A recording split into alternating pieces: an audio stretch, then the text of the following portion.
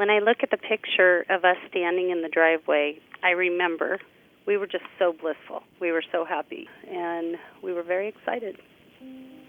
When Andy came in to see me, he said, our little girl's very sick, and they're not sure she's going to live through the night.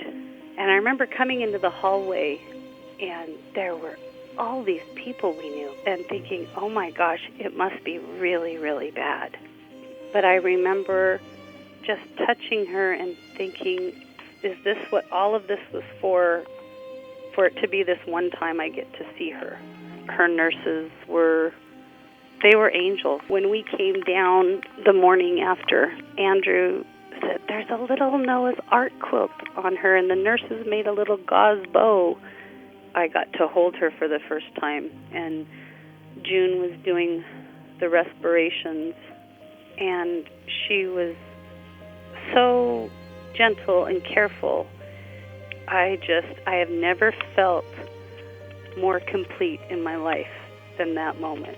And then when Andy was able to hold her, it broke my heart that this was the only way he was going to be able to be a daddy, was holding her in the hospital. But at the same token, so humbly grateful to all these people standing around that they were doing this, so we had this.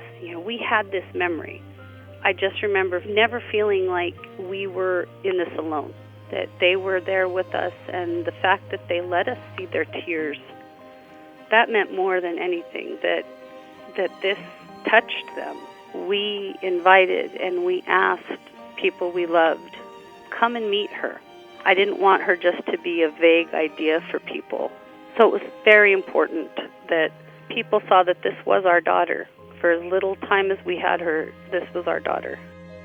Emily was removed from life support at 9 in the morning on October 4th, and we picked her up and we whisked her into one of the sleeping rooms, and Taryn was right behind us, and she said, I'm going to stay with you guys and take pictures.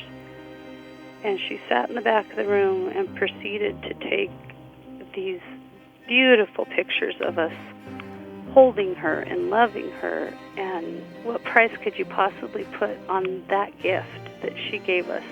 She just slowed down, and then she quit breathing. So the fact that she was able to die being cradled by both of us, I'll never forget that. I felt like we did the best we could for her and by her, and we had a lot of help. And knowing that she had a place in our family and that she'll continue to have a place in our family, that my children talk about her. If we talk about the circle of life, I said, some people have really big circles, and there's other people that have really little circles. And it doesn't mean their circle is less important. It's just their circle was done quicker. And your sister had a really little circle, but that circle sure touched a lot of people, and I'm really thankful that we were there for it.